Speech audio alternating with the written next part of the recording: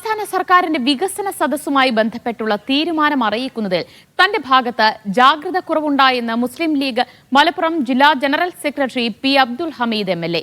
സർക്കുലറിൽ clerical mistake സംഭവിച്ചു. ജില്ലയിൽ UDF നടത്തുന്ന വികസന സദസ്സും സർക്കാരിന്റെ പരിപാടിയും തമ്മിൽ ബന്ധമില്ല.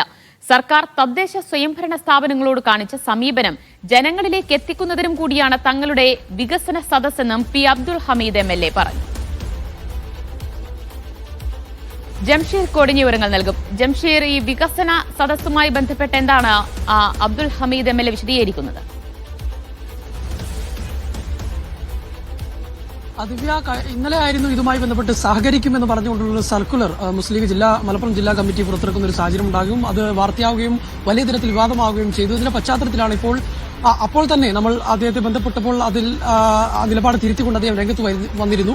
ഇന്നിപ്പോൾ അതിൽ കൂടുതൽ വിശദീകരണങ്ങളുമായി അദ്ദേഹം മാധ്യമങ്ങളെ കണ്ടിരിക്കുകയാണ്. തന്റെ ഭാഗത്തൊരു ക്ലറിക്കൽ മിസ്റ്റേക്ക്, അതായത് ഈ സർക്കുലറിൽ ഒരു ക്ലറിക്കൽ മിസ്റ്റേക്ക് സംഭവിച്ചു. തന്റെ ഭാഗത്ത് ഒരു തെറ്റ് സംഭവിച്ചിട്ടുണ്ട്. ഒരിക്കലും സർക്കാരിന്റെ ഈ വികസന സദസ്സുമായി മുസ്ലിം ലീഗ് സഹകരിച്ചു പോകില്ല. ഐക്യജനാധിപത്യ മുന്നണിയുടെ ഭാഗമാണ് മുസ്ലിം ലീഗ്. അതുകൊണ്ട് തന്നെ അത്തരത്തിലുള്ള പ്രവർത്തനവുമായി മുന്നോട്ട് പോകുന്നില്ല. ഈ സർക്കുലർ പെട്ടെന്ന് തയ്യാറാക്കിയപ്പോൾ അതിൽ ചില ക്ലറിക്കൽ മിസ്റ്റേക്ക് സംഭവിച്ചാണ്, ജാഗ്രത കുറവ് സംഭവിച്ചാണെന്ന് അദ്ദേഹം അംഗീകരിക്കുന്നുണ്ട്. അതേസമയം തന്നെ UDFന്റെ നേതൃത്വം, മുസ്ലിം ലീഗ് മുൻകൈ എടുത്തുകൊണ്ട് UDFന്റെ നേതൃത്വത്തിൽ ഒരു വികസന സദസ്സ് ജില്ലയിലുടനീളം സംഘടിപ്പിക്കുന്നുണ്ട്. തങ്ങളുടെ വികസന സദസ്സും സർക്കാരിന്റെ വികസന സദസ്സും തമ്മിൽ ഒന്നല്ല, അത് രണ്ടാണ്. സർക്കാരിനെതിരെയുള്ള സർക്കാർ ഈ തദ്ദേശ സ്വയംഭരണ സ്ഥാപനങ്ങളോട് കാണിക്കുന്ന സമീപനങ്ങൾ തുറന്നു കാണിക്കുകയും അതോടൊപ്പം തന്നെ UDFന്റെ നേതൃത്വത്തിൽ നടക്കുന്ന തദ്ദേശ സ്വയംഭരണ സ്ഥാപനങ്ങളുടെ വികസനങ്ങൾ ജനങ്ങളിൽ എത്തിക്കാൻ വേണ്ടിയുള്ള ഒരു ജനസദസ്സായിരിക്കും UDFന്റെ നേതൃത്വത്തിൽ ജില്ലയിൽ നടക്കുക. അത് UDFന്റെ നേതൃത്വത്തിലായിരിക്കും നടക്കുക. മുസ്ലിം ലീഗ് മുൻകൈയെടുത്താവും നടത്തുക.